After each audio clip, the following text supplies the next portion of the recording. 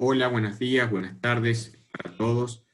Esta es la primer clase, digamos, temática del curso de Base Moleculares 2. Ayer o hoy, según cuando vean este video, vieron la presentación del curso. Hoy vamos a hablar de bioenergética. Ya me conocen todos, mi nombre es Mauricio Cabrera. ¿Sí?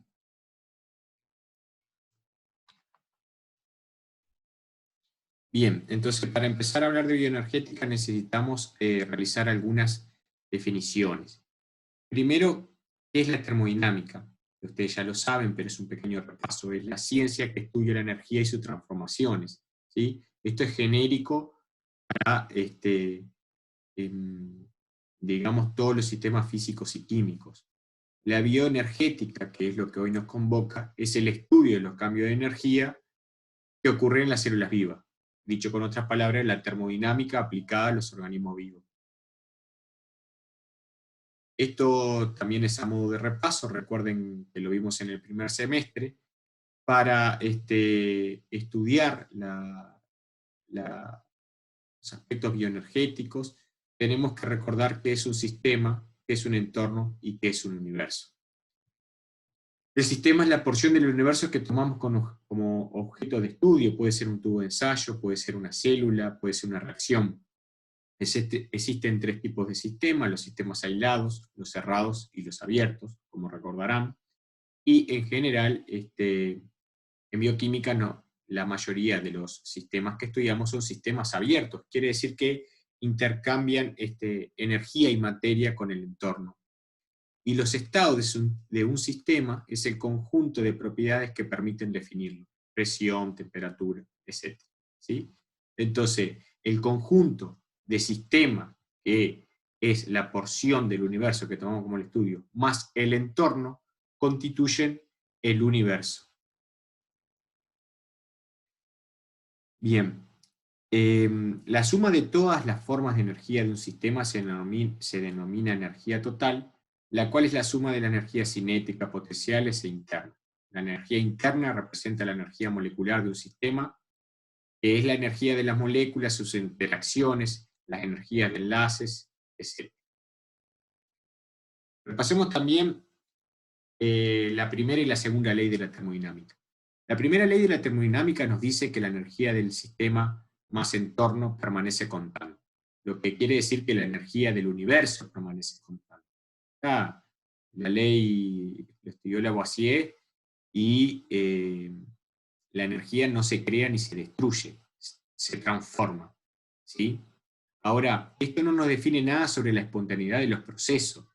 La energía puede ser intercambiada entre los sistemas físicos en forma de calor o trabajo. Recuerden que siempre una parte de la energía, de las transducciones energéticas, siempre se pierde como forma de calor. ¿Sí? La segunda ley de la termodinámica dice que en todo proceso espontáneo la entropía del universo aumenta. ¿Sí? Y esto tenemos que, digamos, como que aclararlo. Lo que siempre aumenta es la energía, la entropía del universo. Eh, Porque los seres vivos son seres ampliamente ordenados. Entonces, nos podríamos cuestionar si los seres vivos no siguen las leyes de la termodinámica. No, al contrario, se rigen, justamente como dijimos al inicio, se rigen, obviamente respetando la ley termodinámica. Lo que pasa es que eso es a costa de energía, ¿sí? La entropía puede disminuir en el ser vivo, o sea, a causa del orden que se crea, pero eso tiene un costo energético asociado. Y por ende, como corolario todo esto, el universo tiene un mayor desorden. Luego vamos a ver algunos ejemplos que ayuden a ejemplificar un poco esto. Entonces, el parámetro delta S, o cambio de entropía, por convención, debe ser positivo para que un proceso sea espontáneo. ¿Sí? Cuanto más grande y positivo, mayor es el aumento de entropía. Luego este es otro parámetro termodinámico que también lo vimos de manera introductoria en el primer semestre, que es la entalpía, o H, que es el contenido calórico de un sistema. Y de alguna manera refleja el número y tipos de enlaces de reactivos y productos. Es la tendencia a alcanzar un estado de enlaces más estable. Por convención, nuevamente, procesos que liberan calor al entorno se denominan procesos, o en el caso de que sean una reacción exotérmica, y el valor de delta H o de entalpía es menor a cero, es negativo, ¿sí? Porque el H final es menor que el H inicial porque se liberó energía en forma de entalpía, ¿sí? Entonces delta H es negativo. Los procesos que absorben calor, ¿sí? Por ende tienen un delta H positivo porque H final es mayor que H inicial, son endotérmicos y adquieren un valor mayor a cero. Entonces la entropía, como dijimos, es la expresión cuantitativa del desorden de un sistema. Aumenta la entropía cuando los productos son menos complejos, esto es una forma de verlo, ¿no? Cuanto menos complejos son los productos y más desordenados que los reactivos, la entropía se ve aumentada. Aquí tenemos un ejemplo más práctico, ¿sí? Acá tenemos una solución de sacarosa, pero podría ser de cualquier otra cosa, donde se supone representa, aquí donde se ve el mouse, espero que se vea en la grabación, me estoy refiriendo a la figura 1, a la primera figura igual, moléculas de sacarosa disueltas en agua. Están distribuidas al azar en todo el recipiente, en todo ese sistema acuoso. Ese sistema es de alta entropía, está en equilibrio porque las moléculas se distribuyen al azar, como dice ahí. Luego, si yo agregara agua sin perturbaciones, si pudiera hacer ese experimento hipotético, sin perturbaciones, en ese estado, en ese momento, estoy produciendo un gran orden porque tengo todas mis moléculas de agua por encima de mi solución inicial, donde las moléculas estaban altamente distribuidas. Pero ahora el sistema se aleja del equilibrio y se encuentra muy ordenado, porque en esta agua que agregué arriba no hay ninguna molécula distribuida al azar de sacarosa, o sea, tiene baja entropía. Esto obviamente no ocurre. Si yo dejo pasar un tiempo, el sistema tiende al equilibrio, a un estado final de alta entropía, donde las moléculas se vuelven a distribuir al azar en ese volumen ahora mayor de agua. Entonces la tendencia al equilibrio es una consecuencia de la tendencia al aumento de la entropía. De nuevo, la entropía del universo nunca disminuye, y como ejemplo es la transición de C a B no puede ocurrir de manera espontánea. O sea, de este sistema es imposible lograr pasar a este sistema que aquí se esquematiza como B. Bien, entonces, la energía libre de Gibbs es la cantidad de energía capaz de realizar trabajo durante una reacción a temperatura y presión constante. Es la fuerza impulsora hacia el equilibrio, me gusta decirlo a mí, y algunos libros así lo definen. Entonces, veamos el ejemplo más clásico de cómo son los cambios de los parámetros termodinámicos en aquellos procesos que son claramente espontáneos o por ende exergónicos, o sea que tienen un delta G negativo. Aquellos procesos que son exotérmicos, o sea con un delta H negativo, ayudan a que digamos que todo este término se haga más negativo, ¿no?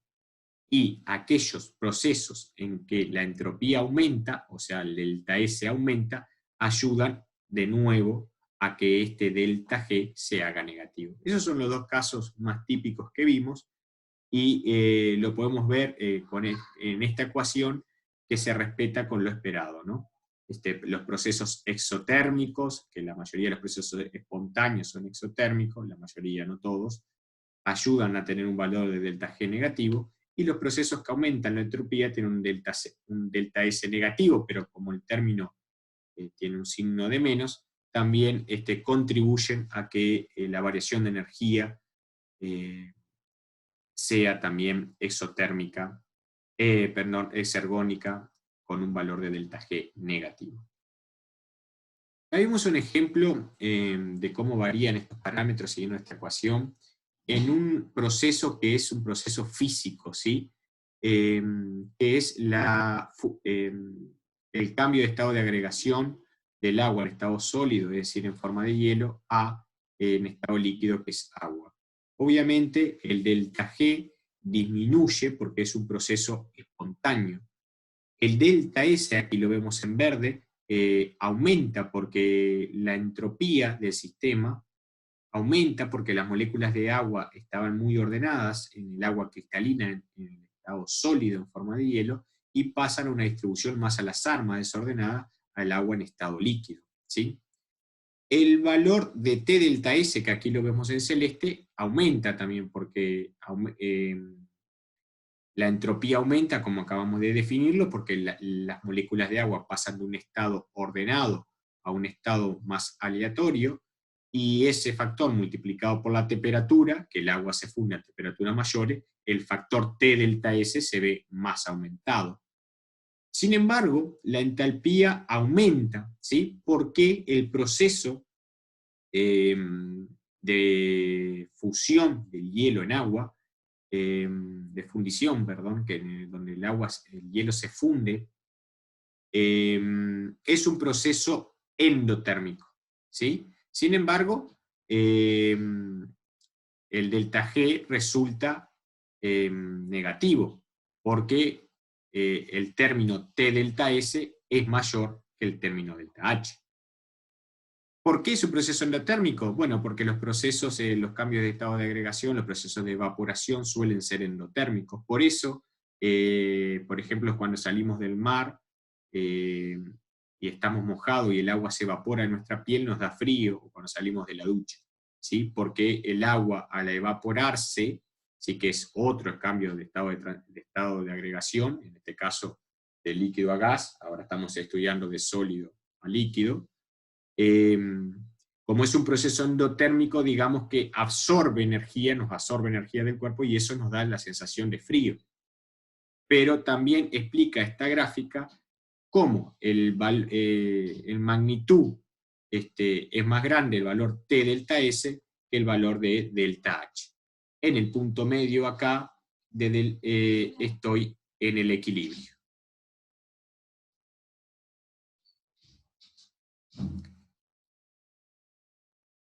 Bueno, este era un poco lo que les comentaba recién. La fuerza que dirige la reacción hacia el equilibrio puede ser, esa es una forma que a mí me gusta llamarlo, es la energía libre de Gibbs, ¿sí?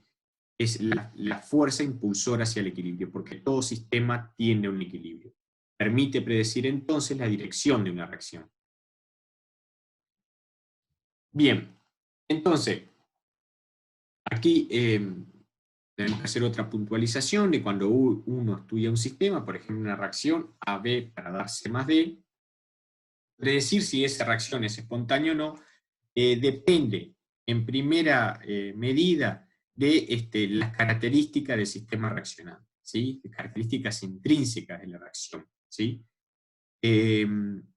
Y para poderlas comparar, los científicos del sistema internacional unifican el sistema de estudio y fijan ciertas condiciones para que sea comparable y siempre sea igual y dependiente solamente de las características intrínsecas del sistema reaccionante.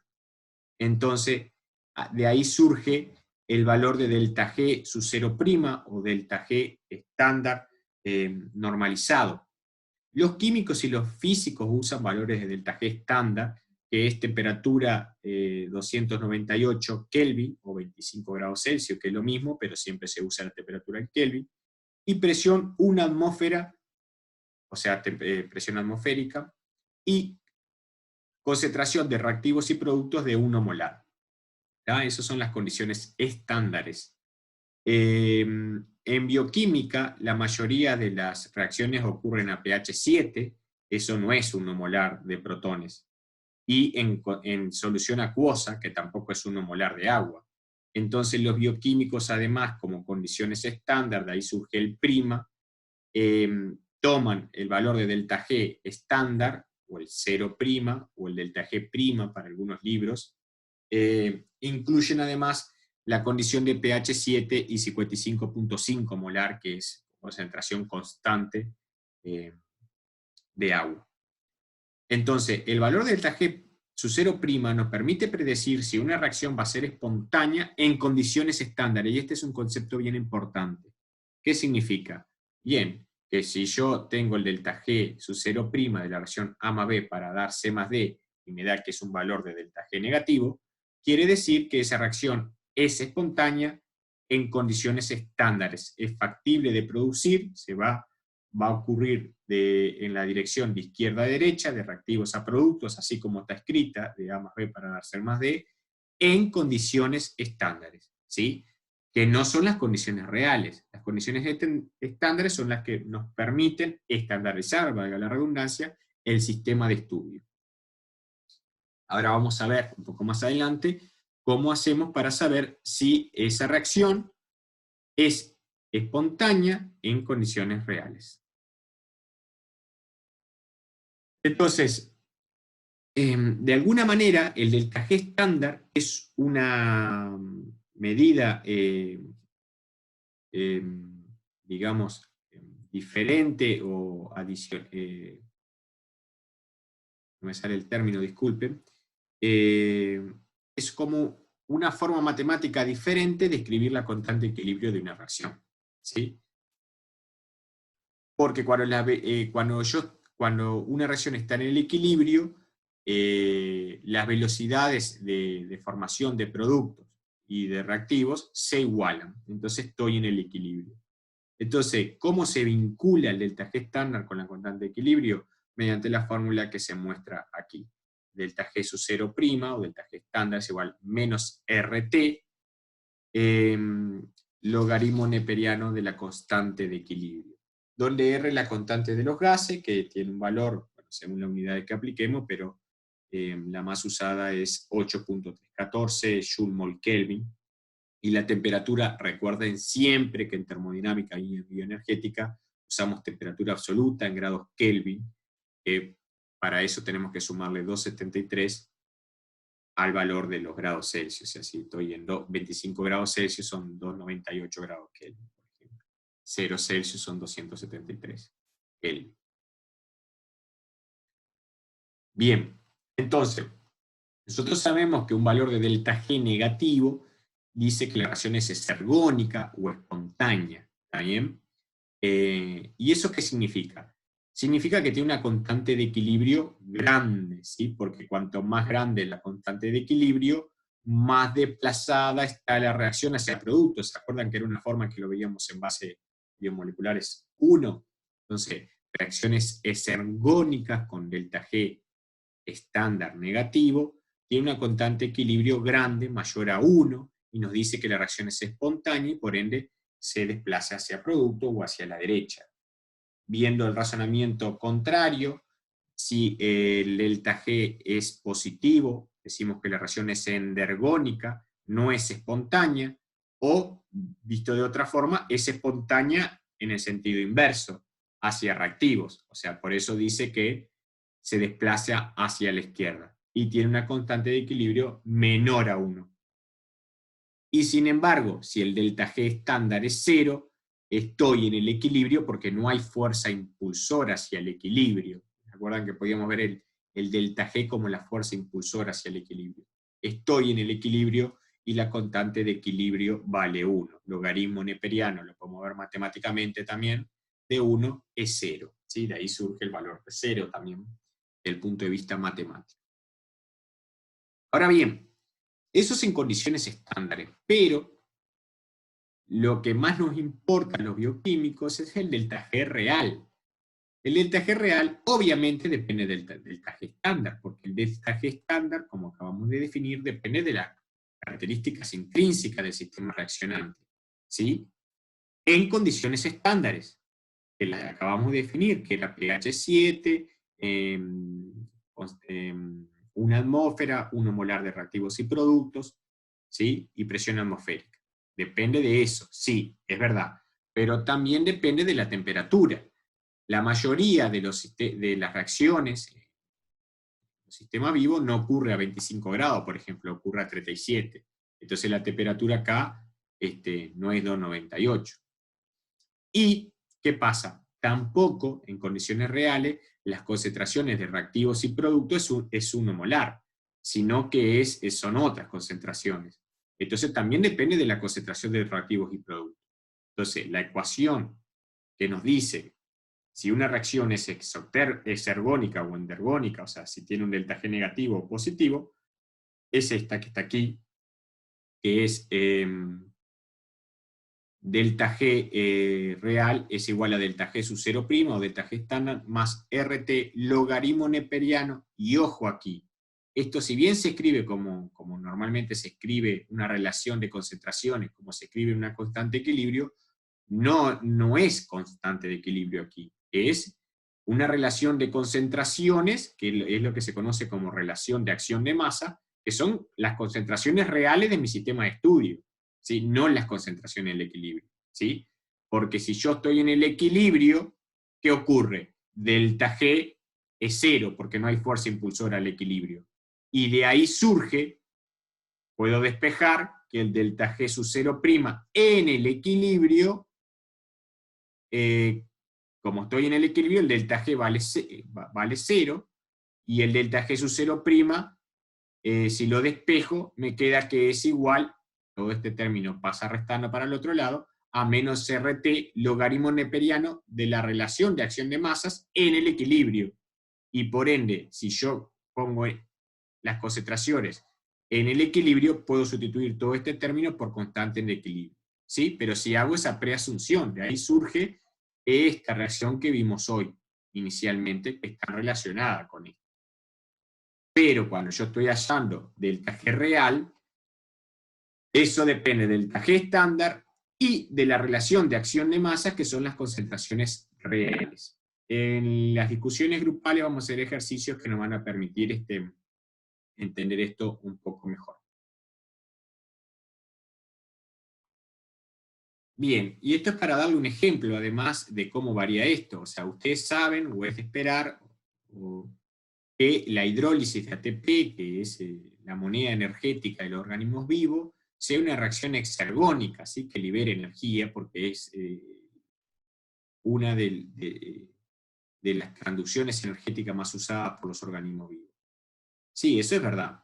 Pero ¿qué tan exergónica es? Depende de la concentración de las especies reaccionantes, lo que acabamos de ver en la ecuación anterior, o sea, de la ATP, ADP y fósforo inorgánico, ¿sí? Sería lo que se sustituye el CD, ahí, B, ahí, ¿no? Entonces vemos acá, por ejemplo, cómo cambia las concentraciones de ATP, ADP y fósforo inorgánico en un hepatocito de rata, en un miocito de rata, en una neurona, o en un eritrocito humano, o en una célula de coli. Y vieron que hay mucha diferencia, ¿sí?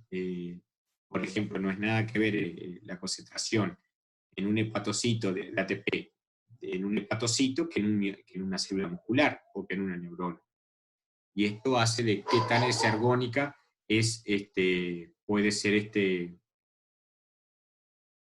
una reacción en condiciones reales. Otro concepto que es muy importante es que la variación de energía libre es independiente de la vía por la cual ocurre. O sea, no me importa cómo X llega ahí, qué camino recorre, sino simplemente el estado inicial, la energía inicial, lo que se simboliza con la flecha roja, y final del sistema. No el camino por donde X se transforma en Y. Eso es bien importante, es independiente de la vía por la cual ocurre la reacción. Y este es otro concepto que está muy relacionado con ese, y que también lo vimos de manera introductoria en el primer semestre, es que las enzimas no alteran las enzimas alteran la velocidad de reacción, pero no los equilibrios. ¿Qué quiere decir esto? Que las enzimas aceleran la velocidad de reacción de reacciones que son posibles desde el punto de vista termodinámico, o sea, que tienen un delta G exergónico, que son espontáneas. que capaz que son lentas y por eso no ocurren en escalas de tiempo aprovechables por los sistemas vivos. Entonces lo que las enzimas hacen es acelerar la velocidad de reacción, disminuyendo la energía de activación, algo que lo vimos en el primer semestre y que lo vamos a ver en detalle en las clases de enzimología. Estamos viendo ahora en forma de repaso desde el punto de vista de la bioenergética. Pero no cambian los estados iniciales y final del sistema, ¿sí? La energía libre de sustratos y productos no varía. Lo que varía es el camino por donde se llega. Eso es lo que hacen las enzimas y eso es lo que logran al bajar la energía de activación, que las velocidades de reacción sean mucho más rápidas. Otro concepto importante que también lo vimos son lo que se conoce como reacciones secuenciales. Cuando el producto de una reacción es, digamos, sustrato de otra, son reacciones secuenciales. Así, por ejemplo, el fósforo inorgánico puede fosforilar a la glucosa para dar glucosa 6-fosfato. Entonces, la fosforilación de glucosa a fósforo inorgánico para dar glucosa 6-fosfato tiene un delta G estándar de 13,8 kJ por mol. ¿Qué significa esto? Que es una reacción en condiciones estándares endergónica, ¿sí? No espontánea. Sin embargo, este es el primer paso de la glucólisis, la reacción catalizada por la exoquinasa, o sea, ocurre en los sistemas vivos. ¿Cómo es posible que ocurra? Bueno, gracias a uno de los grandes instrumentos que usan los sistemas vivos, que son las reacciones acopladas. La hidrólisis de ATP, a su parte, es extremadamente ergónica, tiene un valor de delta G estándar de menos 30,5 kJ por mol, y tienen, si yo hago la sumatoria, como tengo fósforo inorgánico de ambos lados, lo puedo eliminar, y entonces los valores de delta G estándar de la reacción global, o sea, glucosa más ATP, para dar glucosa 6-fosfato más ADP, o sea, tal cual la reacción del primer paso de la glucólisis, obtengo el valor de delta G estándar de la reacción global, o sea, simplemente los delta G son aditivos, y los sumos, 13,8 menos 30,5, me da un delta G estándar de menos 16,7 kJ. ¿Qué significa esto? Que la reacción de glucosa más ATP, para dar glucosa 6-fosfato más ADP, es una reacción que en condiciones estándares es ergónica. Y esto es gracias a lo que conocemos como reacciones acopladas. Esto es lo mismo, pero visto gráficamente, o sea, la glucosa 6-fosfato parte la fosforilación de la glucosa para ir de glucosa a glucosa 6-fosfato, eso tiene un delta G positivo. De manera inversa, el ATP, que es el reactivo, tiene una energía mucho mayor que la de ADP más fósforo inorgánico, ¿sí? O sea, el proceso es exergónico, tiene un delta G negativo. Si yo acoplo las dos reacciones, como lo vimos anteriormente, logro que la reacción se vuelva exergónica. ¿Por qué la hidrólisis del grupo fosfato me brinda energía? Bueno, este es un concepto bastante difícil. Yo voy a introducir ahora en el teórico lo que a mí me parece más fácil de entender. Esta es la molécula de ATP, adenosín trifosfato, ¿sí? Es una base nitrogenada, que es la adenina, la ribosa, y 3 grupos fosfato en lado unido por enlace fosfodiéster. ¿Qué ocurre? La forma más fácil de ver de esto es que los grupos fosfatos unidos por el enlace fosfoéster tienen cargas negativas y están unidos. Por ende, acá hay una amplia repulsión de las cargas negativas.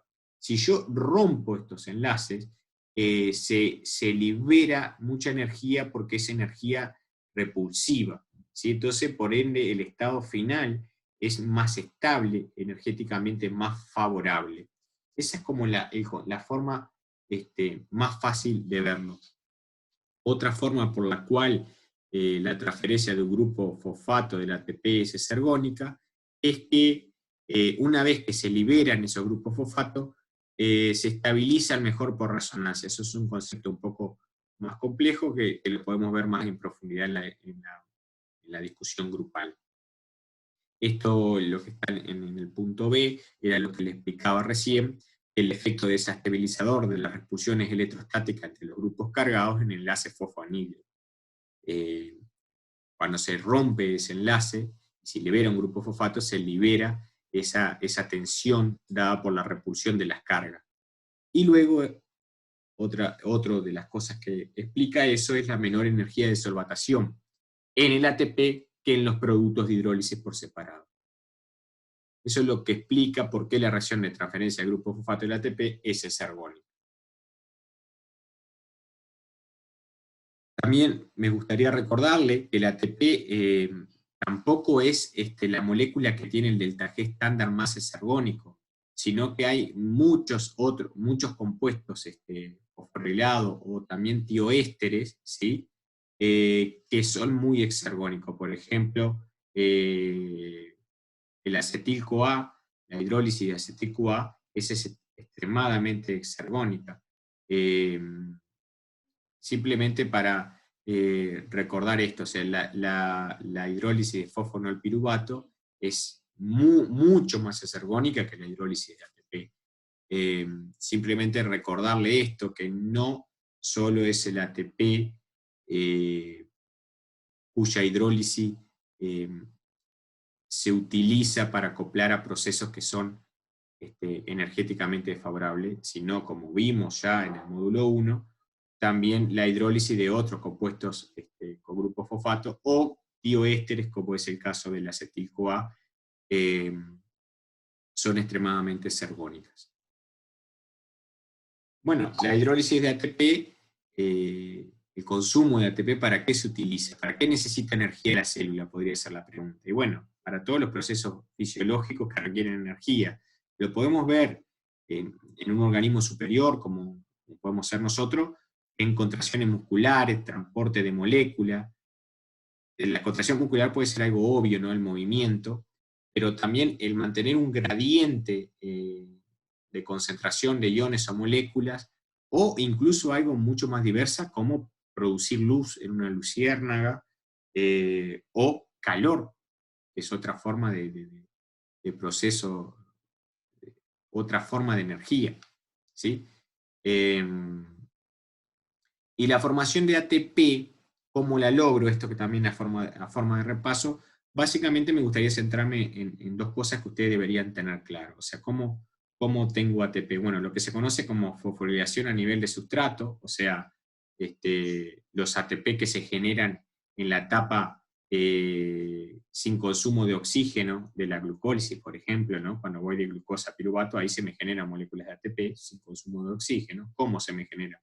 Bueno, como lo que conocemos en bioquímica, en ciertos pasos concretos, en cual a partir de ADP se forma ATP, o sea, a nivel de sustrato.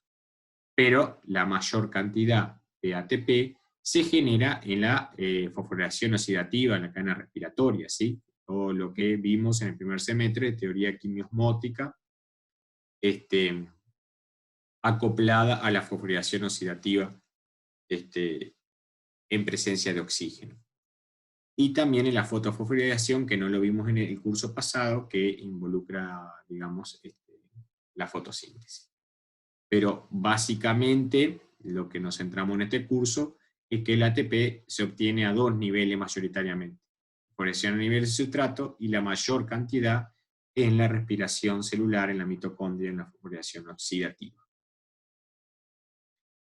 Me queda ver una última cosa, que son las transferencias, las transducciones energéticas de las reacciones de óxido-reducción. Y acá de nuevo, a modo de repaso, recordar que siempre que un compuesto se oxida, cede electrones. ¿Ah?